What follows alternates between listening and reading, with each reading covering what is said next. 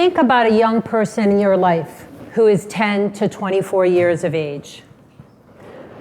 Picture that person. Picture their strengths, their weaknesses, their unique gifts, and their challenges.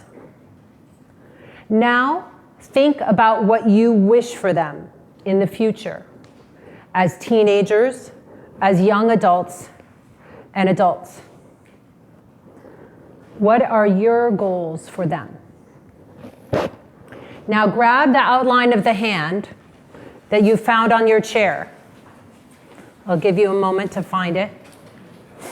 And if you can't find it, you can grab a sheet or steal an outline from another chair.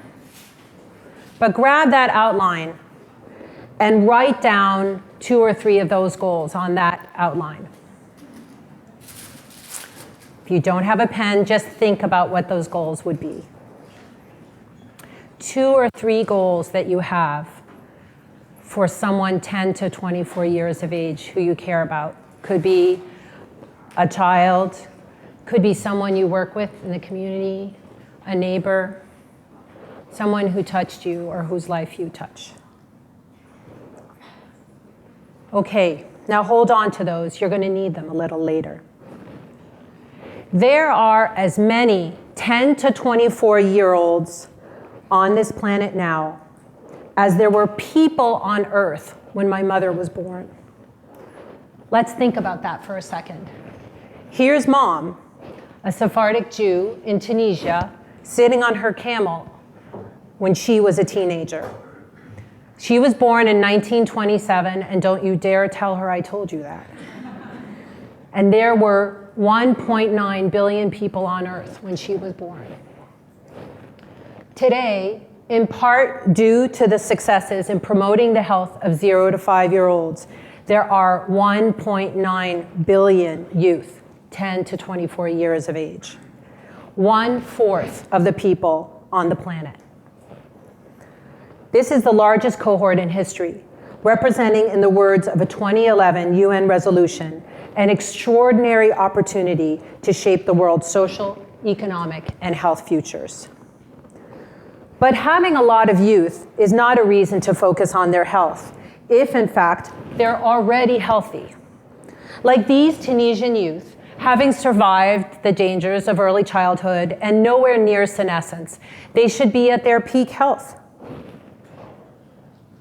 However, report after report from the Lancet, the World Health Organization, UNICEF, and the Institute of Medicine, among others, testify to widespread concern regarding the health of adolescents and young adults, both globally and domestically.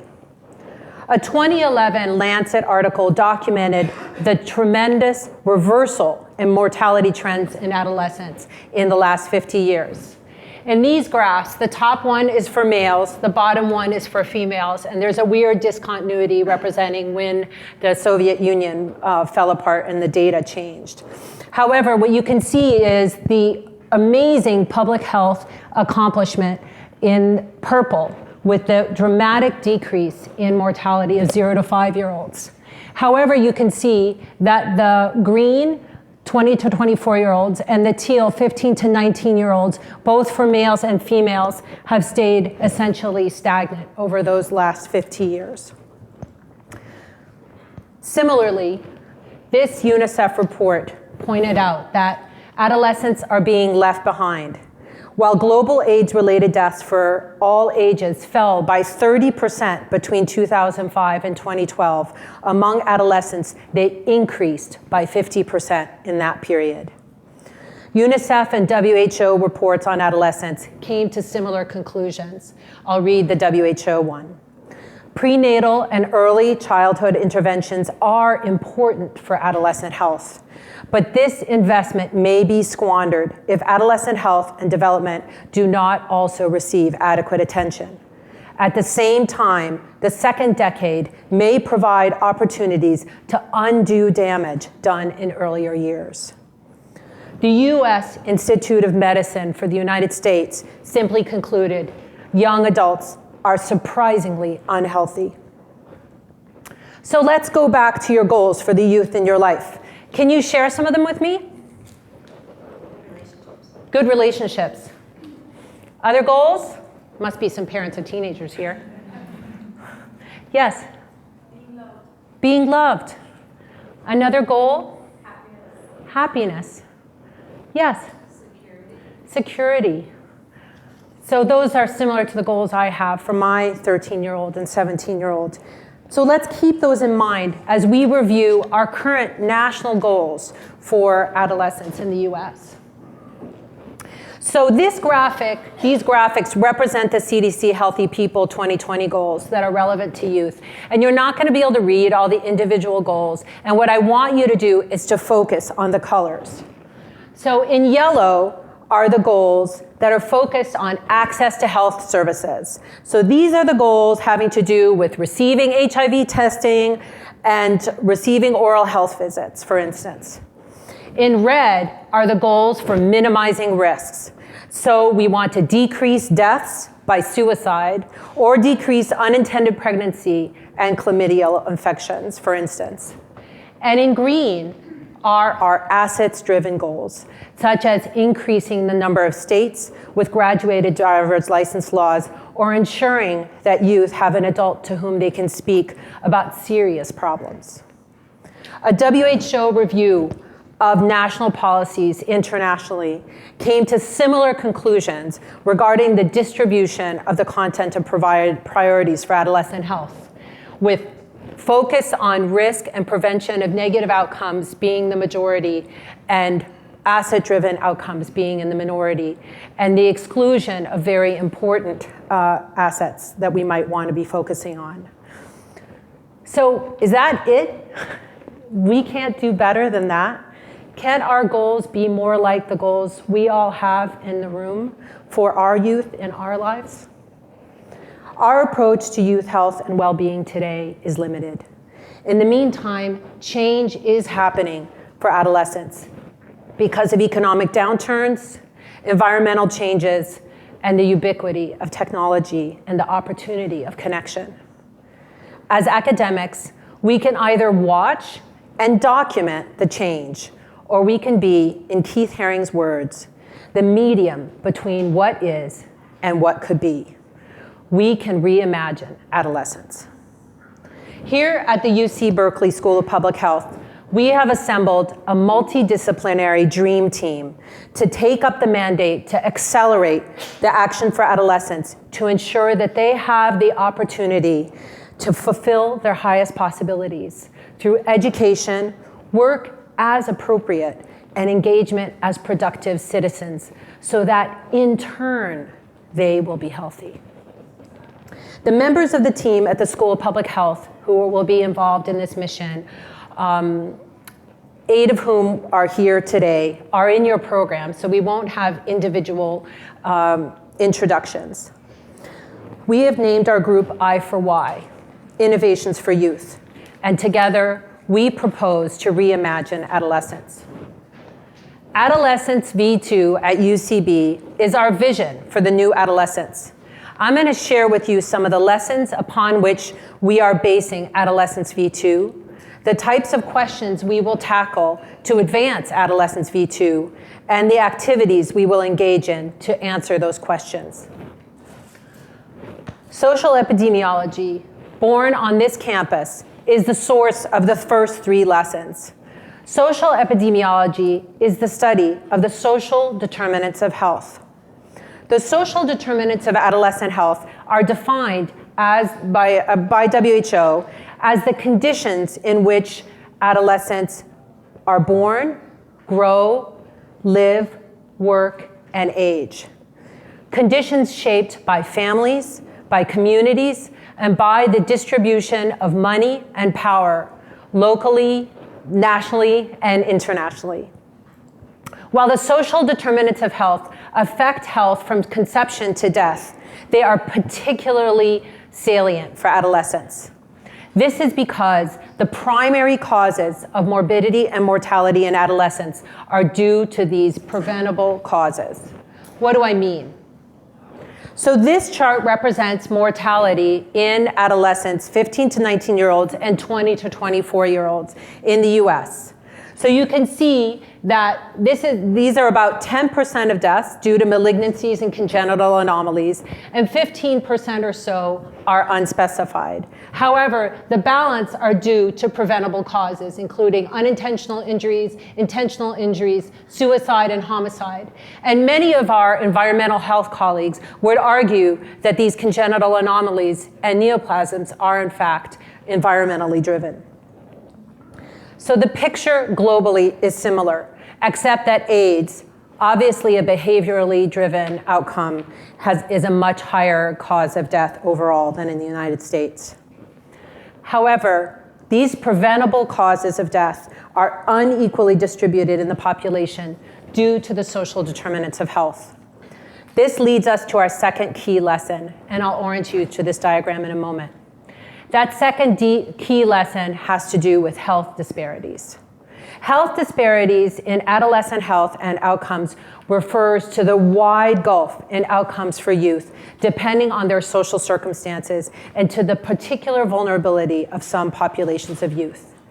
A poignant example of this that we are grappling with in our society today, yet again, I would say, is the dramatic disparity in death by homicide of African American males in our society, resulting from their unequal exposure to racism, racial profiling, lack of economic opportunity, poverty, and toxic neighborhoods relative to their peers. This disparity is illustrated here, and these are the deaths for males in blue, females in green by homicide in 12 to 19-year-olds in Hispanic males and females, non-Hispanic whites, and non-Hispanic blacks. A corollary of these lessons, and our third lesson, is the fact that health is not solely determined in the health sector.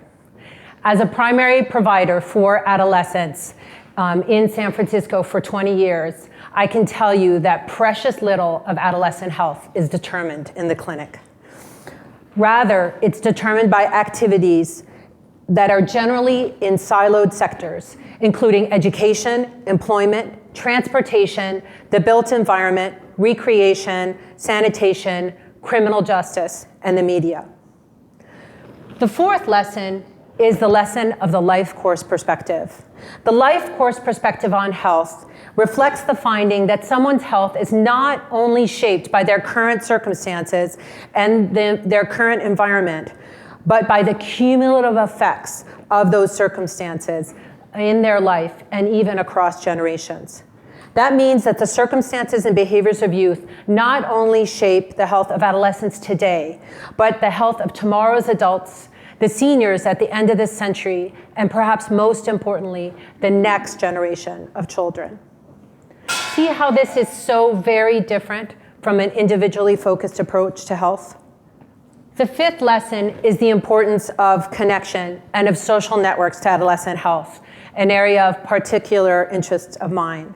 The study of social networks, borrowed from sociology, has yielded a vast literature demonstrating that connection to others is not only protective, but in fact, life-saving. Family connectedness, in particular, is critical to multiple outcomes. We conducted a 6-month longitudinal study of homeless youth recruited from the streets of San Francisco. We couldn't believe it when we realized that in 6 months, 11% of these youth had initiated injection drug use. These youth who had never injected drugs before. However, one reassuring finding was that girls who had even one family member in their social network did not initiate. Not a single one of those girls had that outcome. So our last two lessons come from developmental neuroscience, and that is the topic of our last panel today. And they have two important lessons for public health. The first of these, and our sixth lesson, is the plasticity of the adolescent brain. That means that the adolescent brain can adapt to environmental influences. From a risk standpoint, this suggests danger, vulnerability. From a strength-based perspective, this is cause to celebrate. It means that youth have the opportunity to rebound from childhood trauma and to take the intellectual risks that lead to new innovations. The seventh and final lesson is motivational learning. The finding that the adolescent brain is highly wired for reward and not well wired for punishment and especially social exclusion. The poor response to punishment and exclusion calls into question the punitive, criminalizing, and stigmatizing approaches we have to deviant behavior among adolescents in our society in the educational and juvenile justice spheres. Their strong response to reward and inclusion explains the seemingly precocious accomplishments of even some of the youngest members of our globe, even under adverse circumstances. So given what we know about adolescent health and the lessons above, what types of questions do we propose to tackle that will inform Adolescence V2? There are so many of these, and I'm sure you will see that through the afternoon. So I will suggest a few. Given the life course model, when is it most effective to intervene to improve youth outcomes and how? What are the modifiable levers, the things we can change that can move to improve their health? And what can we understand about non-modifiable levers to mitigate their negative effects? How can we build collaborations in the ways that Steph was talking about across sectors, both domestically and internationally, to address the multiple determinants of adolescent health and alter the trajectories of the most vulnerable and marginalized youth? How can we then evaluate such programs rigorously in real-world settings? How can we employ large administrative databases and the newest statistical techniques, such as causal inference, to look at how policies affect the health of adolescents in the real world, not just in studies? How can we incorporate adolescents in all policies, building adolescent positive outcomes into measures of health, equity, and economic development? Evidence has begun to mount to show that youth inclusion in research and the development of policy improves not only the outcomes for youth who are involved, but also makes for more effective programming and better outcomes for the community. However, we do not know how to best include youth in ways that are developmentally appropriate, and how to avoid tokenism and be sure we're including the most marginalized youth. How can we design programs for multiple impact? For example, how can we design programs that will incentivize and support family connectedness, which would have multiple downstream impacts? How can we learn to design interventions from advertising and from business to harness social media to change social norms and decrease the messages that youth receive in order to minimize stigma and maximize youth inclusion? And finally, how can we create solutions that are scalable so that the result is not exceptional, but universal for all youth, including marginalized youth? So how are we going to do all this? Our vision is for I4Y to become a nationally and globally recognized leader in a transformational approach to adolescent health through the following activities. We will train the next generation of leaders in adolescent health through transdisciplinary and collaborative learning alongside community members. We will deploy cutting-edge methods to understand the multi-level effects of environments on youth health. Our campus leadership in these methods is unparalleled. Methods such as community-based participatory research, spatial approaches to health, big data analysis, causal inference, the use of biologic outcomes to measure the effects of environments on health, and what I will call cultural epidemiology. We will promote the integration of these approaches to address the adolescent health challenges that we face across the campus, to develop, pilot, and test interventions, and to bring successful interventions to scale. A list of some of our campus collaborators is at the back of your program. And we will disseminate effective models through youth engagement, social media, open access, and reporting back not only to academic leaders, but also community and policy work audiences. Where will we do this work? First of all, in our own backyard, through collaborations with partners in the East Bay, including Berkeley, Oakland, and Richmond, where UC Berkeley is building its next campus, as well as partners in San Francisco and Salinas. We're so grateful to the community collaborators we've had the honor of working with and for their presence today. We will also collaborate with other partners near and far, including academic partners at UCSF and Stanford, and investigators in Ethiopia, Kenya, Brazil, and Chile, to name a few. We'll not only be attentive to how local solutions might inform global ones, but also to how solutions developed elsewhere can inform youth at home. Cell phone ways of connecting youth to banking, education, and civic society are examples of possible interventions we could bring home. Adolescence V2 will be assets-driven, innovative, cross-sector, experimental, and replicable and scalable, youth and community involved, structurally informed, developmentally informed, advocacy conscious, and theoretically grounded and actionable. Adolescence V2. Will you join us?